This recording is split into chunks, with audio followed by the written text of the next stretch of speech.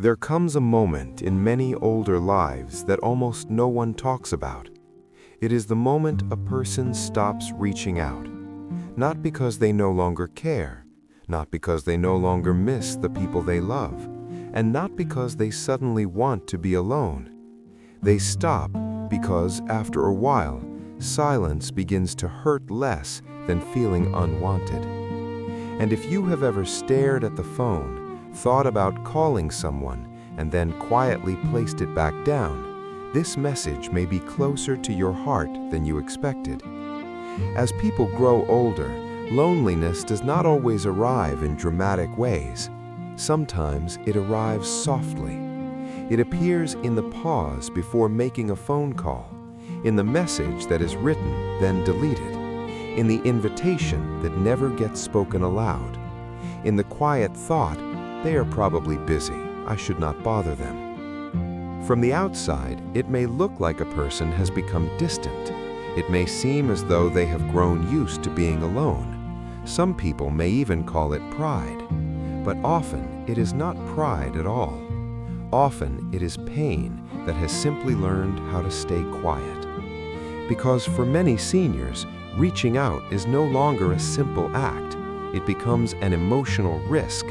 It becomes a small act of hope wrapped in fear. They are no longer only asking, "Should I call?" They are also asking, "Will they be welcome? Will they really want to hear from me? Will I feel remembered, or will I feel like an interruption?" And perhaps the hardest question of all, if I always have to be the one to reach out, what does that say about my place in their life? This is what many people do not fully understand about getting older. Silence is not always emptiness. Sometimes it is self-protection. Many seniors do not stop reaching out because of one terrible moment. They stop because of many small hurts that quietly settled into the heart over time. A call that was never returned, a conversation that felt rushed, a promise to get together that never became real, a message answered with politeness but without warmth, a growing sense that someone still loves them but no longer has time for them. None of these moments seem large enough to explain such deep withdrawal, but pain does not always come from one great wound. Sometimes it comes from 100 small disappointments. And over time, those disappointments begin to shape a painful belief. Maybe I am no longer important. Maybe my presence is no longer truly wanted. Maybe people care about me, but not enough to make room for me. That belief can change the way a person moves through the world. It can make a warm person become quiet. It can make a loving person become careful. It can make someone who once called everyone first begin to tell themselves it is better not to expect too much. For many seniors, the deepest pain is not simply loneliness. It is the fear of becoming a burden. That fear lives quietly but powerfully. It says, "Do not call your daughter, she is tired. Do not ask your son to visit, he has his own family. Do not tell anyone you miss them, they may feel pressured to respond. Stay strong, stay small, need less." And so many older adults begin to reduce themselves without even meaning to. They speak less, they ask for less, they invite less, they share less of what they feel. They stop saying, "I miss you, I was hoping to hear from you, I feel lonely sometimes." Not because those feelings disappear, but because admitting them begins to feel too vulnerable. There is also a quiet shame that many people carry as they age, though they rarely say it aloud.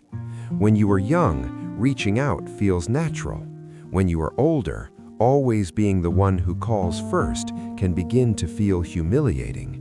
It can feel as though you are the one who needs more, the one who remembers more, the one who waits more, the one who still holds on while everyone else has moved on. That is a painful feeling, because what many seniors want is not constant attention, it is not endless reassurance, It is not to be the center of anyone's world. What they want is something much simpler and much more human. They want to feel that their presence still matters. They want to feel that someone is glad they're here. They want to feel that their voice is still welcome in someone else's day. And when that feeling becomes uncertain, silence often follows.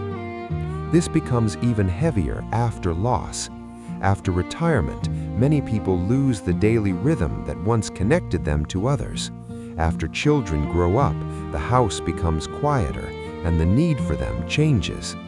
After the death of a spouse, many lose the one person they could call without hesitation, without explanation, and without fear of being too much. That kind of loss is not only about missing a person, it is also about losing the one place where love felt easy, the one place where reaching out never felt embarrassing, the one place where they never had to wonder whether they were welcome. And once that is gone, the world can begin to feel emotionally colder. So yes, many seniors stop reaching out, but not because their hearts have grown smaller. If anything, it is often the opposite.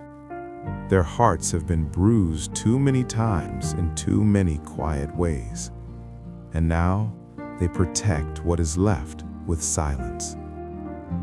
If this is where you are in life, there is something you deserve to hear clearly.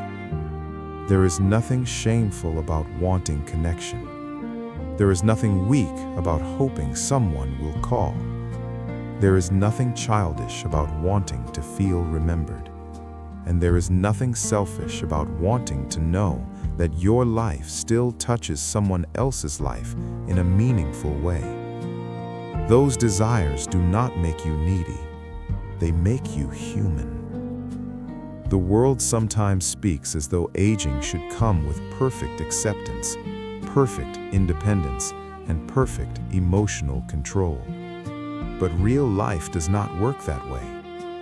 Aging does not erase the need to feel loved. It does not erase the need to feel chosen.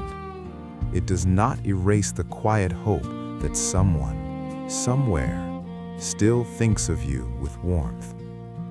So, if you have grown quieter over the years, please do not judge yourself too harshly. Silence is not always withdrawal. Sometimes, it is what happens when a heart has learned to survive disappointment. Still, even a guarded heart deserves tenderness, and perhaps healing does not begin with becoming more social overnight. Perhaps it does not begin with forcing cheerful conversations or pretending you are less hurt than you are. Perhaps it begins with something smaller, with telling yourself the truth. The truth may be this: I did not stop caring. I stopped because it hurt. I did not become distant for no reason. I am not cold. I am careful. I am not a burden because I still want closeness.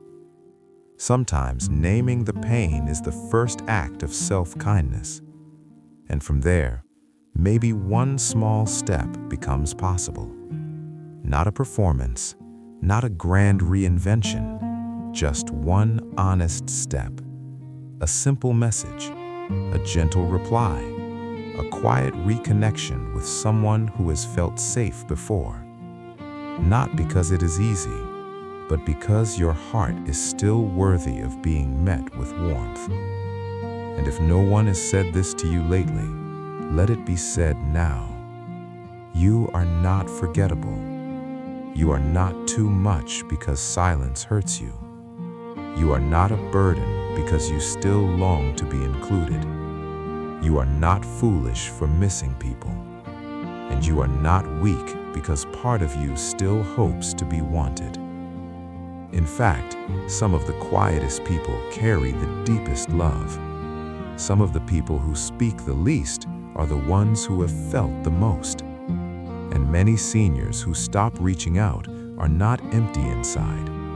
They are full of love, full of memory, full of tenderness, and full of unspoken hope. They have simply learned how painful it can be to offer that hope to the wrong silence. So, if this message touched something in you, please know this: you are not alone. And if you have felt this kind of quiet pain, please leave a comment below, even if it is only a few words. Sometimes a few honest words are enough to remind someone else that they are not the only one feeling this way. And if this video made you think of a parent, a grandparent, a friend, or even a neighbor who has grown quieter over the years, share it with them. Because sometimes people do not need advice first. Sometimes they simply need to feel understood. And if you want more conversations like this, gentle, honest, and made for the heart, stay with this channel. There is still space for your story here, and there is still space for you.